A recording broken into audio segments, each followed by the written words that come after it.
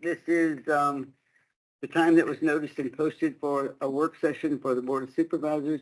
It's September the 10th, 2024. It's 11:30 a.m. and we're in the Board of Supervisors hearing room, Melody Lane. Pursuant to ARS 38-431.02H, the public will have physical access to the meeting place 15 minutes prior to the start of the meeting. And any item on this agenda is open for discussion. We begin with the roll call. District 1. Crosby is here. District 2, Supervisor English is present. District 3. Supervisor Judd is here. We have a complete board. Members of the public may also attend this meeting by Microsoft Teams computer or mobile app or by phone by calling 602-609-7513 or 888-680-6714. Conference ID 123-442-074#. If you have trouble accessing this meeting remotely, call 520-432-9200 for directions.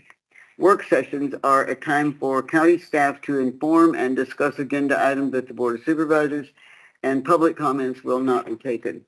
Introductions at work sessions for the record are always when you begin to speak or before you begin to speak, tell us your name and your affiliation, and that will be for the record. We only have one item for discussion today, and each year we have the County Supervisors Association comes to tell us what all they've done for the year, what they hope to do for the next year for our county. And today we're privileged to have Craig Sullivan, who's the director of CSA, with us. So, Craig, I'll turn it over to you. Well, thank you very much, Madam Chair. It's a pleasure to see you and a pleasure to be here. And hello, Mr. Crosby and Ms. Judd. Thank you for this opportunity and for joining us today. As was mentioned, I'm Craig Sullivan with County Supervisors Association. And my hope today is just to report out to you on the work of the association and just as importantly, get your feedback on activities that we're engaged in. It's very important to us that we're accountable to all of you as folks who participate in our organization. I do have a slide deck that I've prepared for you that I'll walk through, and I won't talk about all of it, but what it does is it highlights some of the work that we've been doing in intergovernmental activity, our data initiative, some strategic initiatives, and then our intergovernmental work with the legislature. So it kind of runs the gamut and has select activities for you to review. Let me just try to take a quick moment to make sure I've got control of this thing. I think I do. Okay.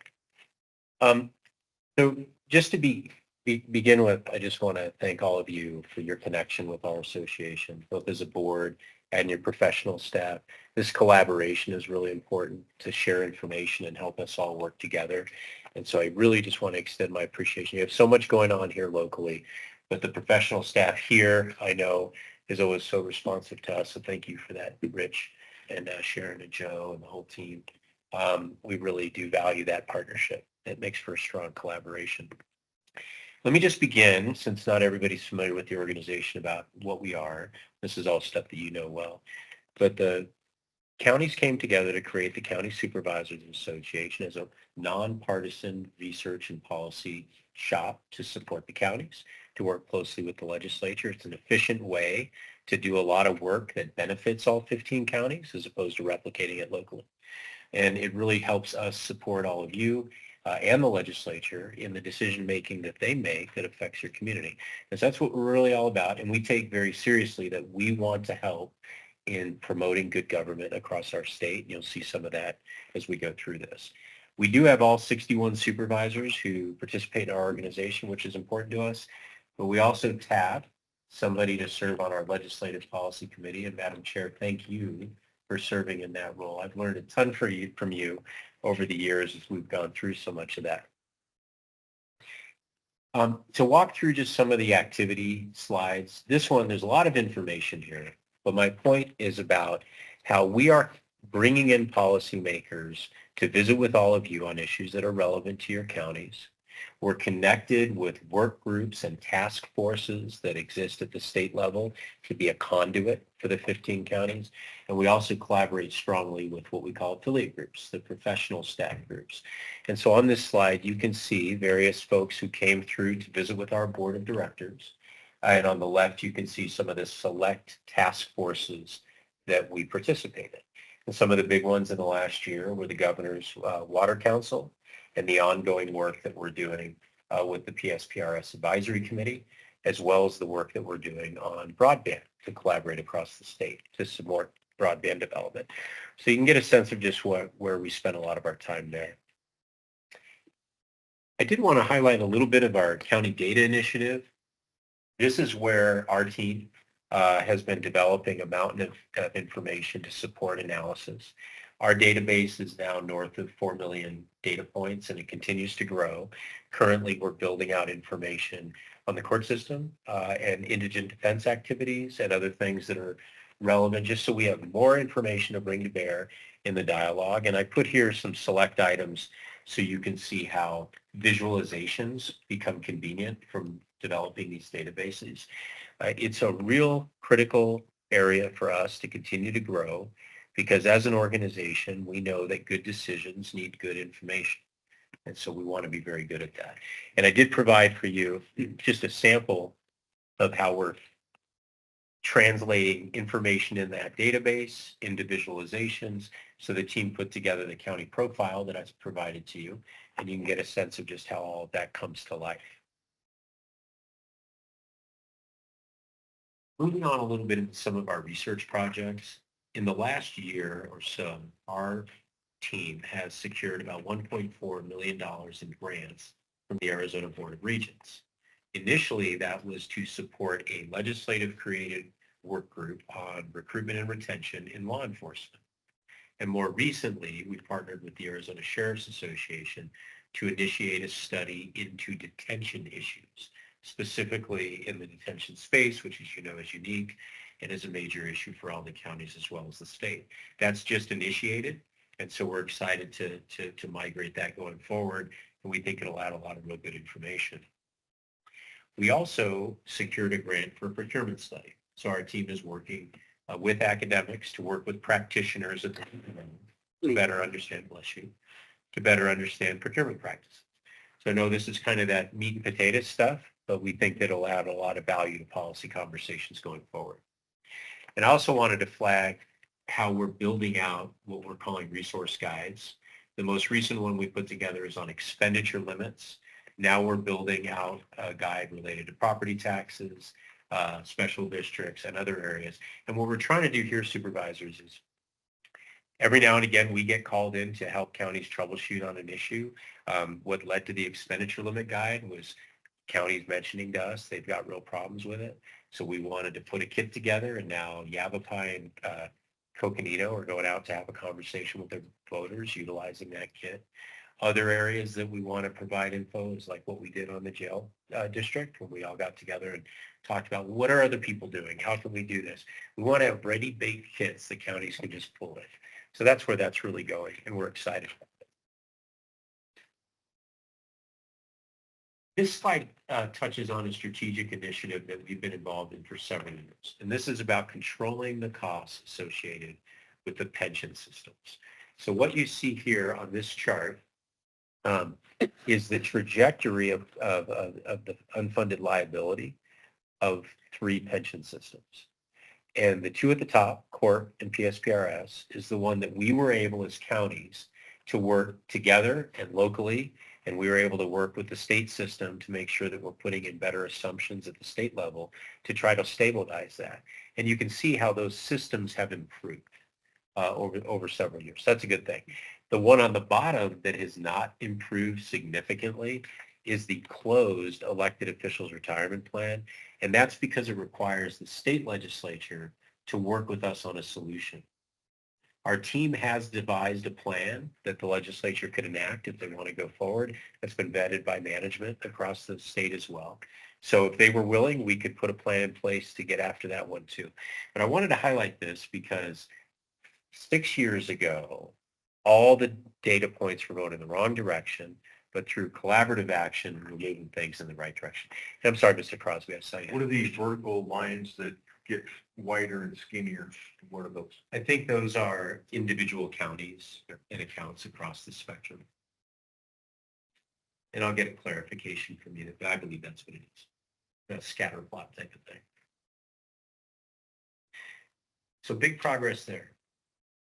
Broadband, every county's working on it. You guys are working on it here locally.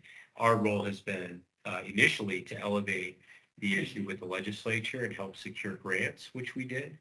We partnered with the National Association of Counties to advocate at the federal level. And now, there's about $1 billion that's been brought in to deploy. What we're trying to focus on is where we can help to make sure that this actually works effectively and everybody's served. And so various issues with the RDOF providers, we want to help elevate that and do whatever we can. This is a generational opportunity, and we want to make sure that everybody's taken care of. Yes, sir. What does this have to do with Mexico, if anything? What are you alluding to? Oh, there's little hexagons that are south of the border on the border. I think what that is layered data points that I don't really think have anything to do with Mexico, but I'll check on that. I think it was just kind of a map of where broadband service locations are. And it's related on a state map. Right, so moving a little bit in the legislation. So one of the key things that we do is on intergovernmental work with the legislature. And the reason is that there are hundreds of bills that touch county operations, you know this well, that affect what you all do here locally. And so I do want to walk you through some key slides there. But probably most notably, most of the difficult issues were ironed out. We did see that a lot of partisan issues that were vetoed by the governor went back into the legislative process, and many of those were referred to the ballot. And so that's why we see kind of a long ballot this year. But generally speaking, the system's just, as it relates to us, has been pretty good at just ironing out problems we have, and we've been pleased with that. But the biggest issue for us going into this session was the budget, because we knew with the state facing a $1.4 billion deficit, we could see a lot of shifting to the counties. This slide on the screen now shows you that the state did not come materially after counties. It focused on working within its budget. So it swept funds, it cut state agencies. It did things like that as opposed to shifting costs, which we've seen in the past where they will just shift costs down to the county general fund. So that's a really good thing. And in this process, they also saved the rainy day fund, which is about $1.5 billion. So as a management matter, I think they did pretty well. And I know many legislators, including yours, told us earlier that they were not interested in the state shifting costs to the counties. And so that conversation, I think, paid a lot of dividends. The next slide shows you really just where the state did go. These are all state actions. The two things that I think are relevant to point out, they did sweep a lot of money from the Water Infrastructure Finance Authority. This is a fund that's been set aside to do water augmentation and water conservation projects. Water is still a major issue. They're going to have to attend to that, but they chose to forego some of that now. And they swept the state share of opioid money. They didn't touch the county share of opioid money, but we do know that some of the state resources were coming down for grants, but it was a policy choice they were able to make. And again, it was all within the kind of four corners of their budget. Yes, sir. We're looking at this page right here that you are. Yeah, I'll bounce back to that. Where is a reference to water augmentation? What is water augmentation? So very good question. I apologize for not connecting with how you all are walking through this. So go to the next page. And what you'll see is that these items are all state actions in the state budget. And in the upper left, you'll see a sweep out of what's called WIFA, and that's the Water Infrastructure Finance Authority. What they did a few years ago, Supervisor, is they committed to put $1 billion into a fund that could be available for water augmentation projects. What's that? Could be desalination is largely what they were focused on and what that might look like. And then water conservation projects, turf replacement projects. I'm noticing a lot of high schools are turning from grass to turf. That's coming out of here. Could be flood control, recharge types of projects, things to capture more rainwater runoff and put it into the ground. But they swept a lot of that money. And so the major water augmentation stuff that could have been desalination, those projects, there's not resources for at this moment. They'd have to revisit that. Yeah. Is what I raises my red flags when I hear augmentation, because it's going to take our one. Yeah. Yeah. A lot of rural counties feel that way. And the ones along the Colorado River are experiencing it, where water rights are being transferred from farms along the Colorado River, will be wheeled down the Central Arizona And project. closer to here, the Gila River. Yeah. Yeah. In Greenlee and Graham County, they have that problem. So The Gila River, they have problems with people taking their river to their water, their wells. who's taking from, Green? The tribes own the water and they want to sell it to state government. I see. That's what I understand. That's what I've heard in their meeting. The tribes want to augment somewhere else. It's an issue there. The tribes have been fighting for water for the last 50 years. So that's nothing new. Yeah. Because they were here first. And the concept in Arizona generally accepted was first people have the primary rights. And so the Indians said, well, if that's your concept, then we want ours because we were here before you were. And so we've been in court ever since, and probably will be forever. But some of those things are being settled, but I guess what I'm saying is that's the general concept about water. Is Arizona didn't come in and do any kind of water legislation. It's like first come, first serve, you know, I mean, when they took groundwater and said it was a state property in the 80s, that was the first time they'd done anything about water. And so now we're all looking and going, who's in charge here? and so that's the story of water in Arizona. It's like the big guys took it, and now people are saying we want it back. You know, we want it for us instead of for agriculture or for the things that mining. What grew Arizona? You know, the copper, citrus, cotton, etc. They were the water guys. You know, and now people are wanting it for Cities. swimming pools. There's a new sea, cities. Oh my gosh. New sea. Yeah. Okay. I will share, though, on the water issue, that your legislative delegation has been very attentive to this region's needs, and they've been very vocal in raising concerns about this area. So Ms. Griffin and Mr. Gowan in particular. So moving on, I mentioned that the state did pretty well in dealing with its budget without shifting costs, but there are some big issues that are still unresolved. And so on the next slide, I put out some major county issues that I wanted to talk about briefly with you. And one item is simply related to Maricopa County. Your legislators helped get Cochise County out of it, and I'm still working on it. But it's shifting costs to the State Department of Juvenile Corrections. These are the kinds of policies they put in place when they wanted to defray their own costs with county taxpayer dollars. But more relevantly is the probation and JP problem. So probation officers are state employees. They work for the judiciary. There are two types. There are state-funded probation officers and there are county-funded probation officers. The state has not been meeting its funding obligations on an ongoing basis for state-funded probation officers. So any salary adjustments that have occurred in the last couple of years are not paid for on an ongoing basis. So what's been happening? There's been patches, one-time patches to get through this. And currently, we are waiting on an allocation from the governor's office to the Arizona Office of the Courts to fund the obligations to these employees in the current fiscal year. That's about a $10 million transfer. And so the question is, how does this all go forward? When are we going to stabilize this and have the state paying its share of probation officer salaries? So that's still left out there. The next one is related to JP salaries. And I think you know that JPs are officers of the court too. They're funded 40% state, 60% county. The legislature swept some monies from the fund that reimburses the counties. And we were worried that that would come short immediately. We did some analysis and saw, okay, it might still be okay until they extended the pay raises for the judges at the last minute in the budget, which shifted up judge salaries, JP salaries, commissioner salaries.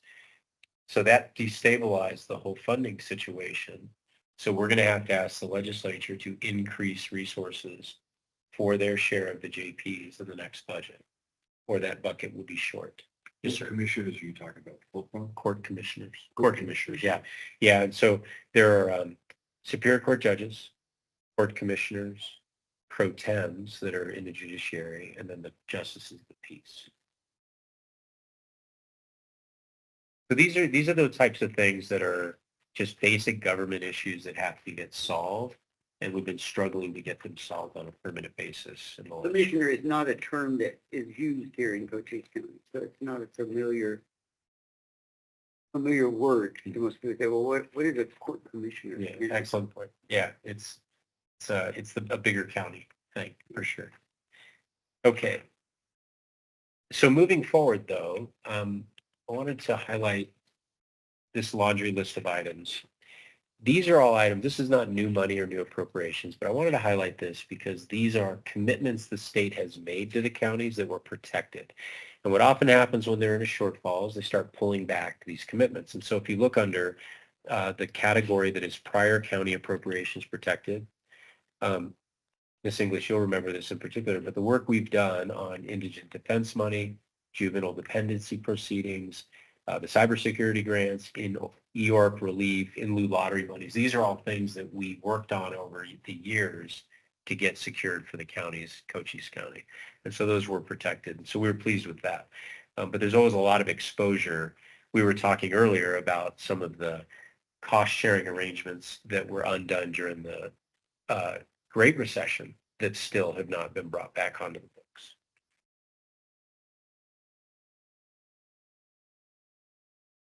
The next slide walks into what we call reactive advocacy. And this is just with the hundreds of bills that touch county operations, our team reads them all, ships them out to your management and professional staff to get feedback. We take them to our supervisors for guidance on what to do, and then we go from there. This gives you a sense of the policy areas. You all know this well just in your oversight of the counties, but it gives you a sense of the areas where we spend a lot of time in stakeholder meetings and in doing analysis on various bills. Do you repeat what is the all text? No, that's a good question. It's on long-term care. Yeah. So that is support for physically disabled and indigent people who need long-term care. And the counties pay a large portion of the match that the state then uses to pull down federal money. And it's been growing remarkably and is a real pressure point on your property tax. What does it have to do with federal funding? And Yeah, it's in the Medicaid system or Medicare system. And so the state requires the counties to send money to the state, and then the state patches it with some other money, and that pulls down the federal Medicare money. And then that's distributed through the access system in here in Arizona. I have one clarification I'd like to have from you. It seems as though every year when we look at going to the legislature and we need to have that flexibility language. Who uses that anyway? Well, why are we so intent on having flexibility language that you can use special district money? Yeah, it's a great question. All right. So just Is there a secret? the level set, no secrets. So flexibility language is language we put in the budget many years ago when there was a major shortfall, and it allows for the board to access any statutorily restricted money. So basically unlocks all that. There's only 2 counties who use it currently, and those 2 counties are in a structural problem with their finances, so they need it to continue. What's the problem? In La Paz County, it's their jail. So their jail is a special district, and then their county is hemorrhaging money into the special district because that district was based on getting inmate revenues from the federal government that didn't materialize. And so they're using the Like Graham County. Yeah, they ran into a similar thing. And so they're using the flexibility language to move money out of various pots to backfill that shortfall. And there's probably more than you needed to know. And the other problem is similar. It's jail related in Apache County. And so those two need a structural change to their revenues and expenses to get off of the flexibility language. So it's something I tell you, I never thought we would be asking for it for all these years, but we are down to 2 counties, and it's really out of need at this point. I knew that we've been committed to keep asking for it, but I never heard any supervisors sit around the table and tell us why they wanted it. It's an excellent point. Yeah, I appreciate that feedback. I do. I do. I mean, I went along with it, but I'm going like, Yeah, what are you doing? who are these people that need this anyway? Yeah, Thank you. that's a good one. Okay. So the next slide talks a little bit about bills that were passed. And there's a couple of things I wanted to highlight here. In the upper left, in the orange, those are bills that we took to the Capitol. So we had a fairly small legislative platform because we were focused on the financial side. The biggest issue was what we worked on with the Arizona Association of Counties on the election recount problem. We spent all last fall and then into the first month of the legislature, first month and a half. And that was a good result and was secured. First bill signed into law. And I really want to extend credit to the team over at ACO. They did a great job on that. It was a great coalition effort. Beyond that, it was really about amending problem bills. And I think in the legislature right now, since you do have divided government, members who want to get bills signed on both parties will say, all right, if you're worried about what we've got, let's talk about it. So we're often being requested to put amendments forward. So a lot of amendments help solve problems that we may have been uncomfortable with, but we thought, well, we'll go ahead and make this a workable item. I don't think there were a whole lot of real pain points in terms of legislation that was enacted. There was a reporting requirement extended to cities and counties to report out about permitting. So that's something that everybody's having to scramble to do on a tight time frame. And that was just part of the longer concern by the home builders about affordable housing and processing. So we're helping implement that, and we helped develop the survey that went out. Housing was a big conversation, but it was largely about the cities. There were some county-related housing bills, but they really didn't make sense, and so they didn't go forward. But I do anticipate affordable housing will continue to be a big issue that we'll be at the table on. You mentioned the tamale issue earlier. That did go through this year to deregulate some of those small cottage industries. And then there was a change to the legislative appointment process. So I want to mention that to you.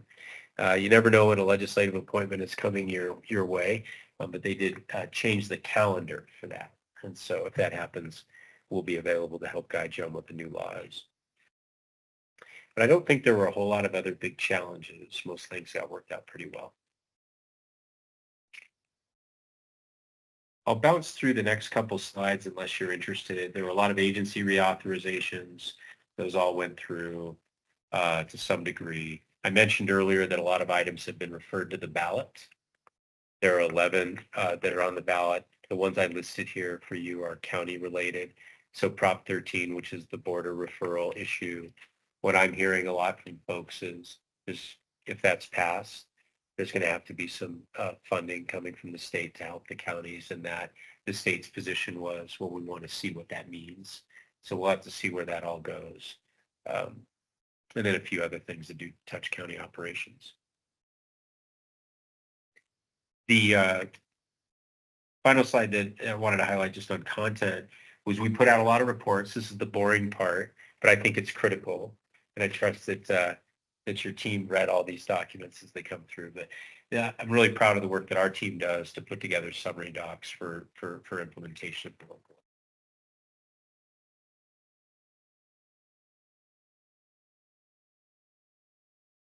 And then, Madam Chair, I didn't want you to think that your Fridays were wasted by being on the phone with us every Friday, but I did appreciate it. So I just kind of quantified a few things up. We went through a ton of bills this year, and we got a lot of feedback on them, processed them, and kind of gives you a little scorecard.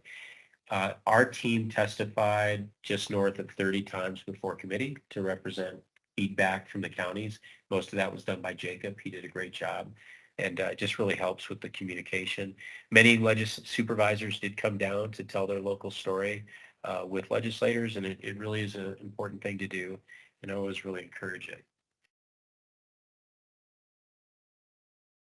And then the final slide is just the reward for finishing a session is you got to do it all over again. So we are trying to get ready for the next one. But we're going to set our legislative agenda in October in Canal County. You're all welcome to participate in that. We're going to go over our next iteration of our research platform, which I touched on a little bit earlier, the strategic initiatives. And then we'll talk about specific bills that we want to advocate for in the next legislature. And of course, we'll have to see what the election looks like and what the whole environment is, but we'll be ready when the time comes. That, Madam Chair, is what I wanted to share with you. And thank you for all the time. But I would very much welcome your feedback and any insights onto how we can better serve you in Cochise County. Well, personally, I just want to say that I really think that CSA has been moving in the right direction when they recognize that we at the county level usually don't have the expertise or the time to do the research that's necessary in order to put a proposal that that sounds like we're adults and that we know what we're doing. And CSA has really picked up the slack there for us. So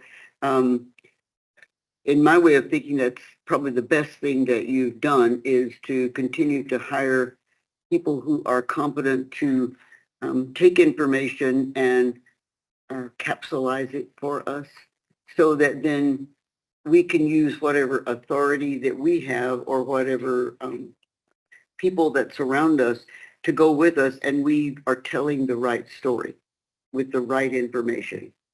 And so we can always count on it that they've looked it up, that they're giving us valid facts. And so I personally think that that's the best thing that you've done, and that you're continuing to do that. That isn't always appreciated by people because it forces us to have to pay more money into an organization, but they don't realize the benefits that will come from that by having good information that we can pass out with confidence that we're telling the right story. So that's the big thank you that I think that CSA has done for all of us. Well, thank you. Thank you, Madam Chair. It's really our pleasure, and we've enjoyed building out our ability to support you. But I still want to complain about the speakers that you have on the tables there, or the those of us that are having to participate long distance. It's not easy. Is it still pretty rough? It is. Yeah. Uh-huh. Is it the sound that continues to be difficult coming across? Yes. It's the sound and the fact that, you haven't trained those adults very well. Yeah. That if they want us to hear it, then they've got to have a microphone. Yeah. And I'm glad you're saying that, because the end user experience is something that we have to get right. Because we can't all be in that room. You can't all be in the room. And what I've been enjoying, particularly as we've gone more with the webinar approach, is there's a lot of staff people who would have never come down that are able to benefit from the conversation. Mm-hmm. So we are struggling on the sound system, and we're trying to improve that. And then I will make note of kind of coaching people to actually use the microphones to get it in there. Well, they forget because they're in a room, and of course we're in a room right now, and we can hear each other. We're not cognizant of what's going into this microphone right here. And we have to do that too. You sometimes have to say we have to speak up. Well, if you're not at the end of the line, you don't know that a person needs to speak up because you're hearing it because you're in the room. So there's a disconnect there that after the fact, you say, well, I wish I could have heard better, but, it's too late then. But thank you. The room isn't really set up for it, So I guess that maybe you need to have baffles or something like we had to go to in here in order to make the system work. That is it. That's an excellent point. I'll pass that on. It is our goal to make it very user-friendly. Right. The user. Yeah. We'll keep going. Any other comments from board members? Nope, I feel like my experience as a supervisor was a lot richer because I've had that support at the state level and participated in things. The friendships I made, the associations, and you didn't talk a lot about that, but just bringing us together is a big deal.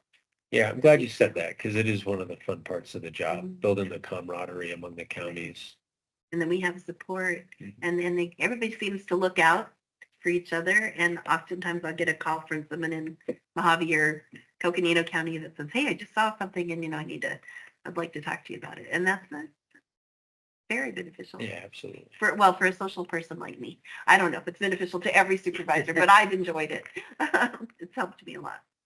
Yeah, thanks for that comment. Personal contact's always important. Yeah. Okay, well, if there are no other comments, then before I close the meeting, I need to say that our next meeting is at 2 p.m. in the Board of Supervisors hearing room, and it is for a work session. So having said that, then I think we're ready to take off for lunch. So Thank meeting you all. adjourned. Thank you all.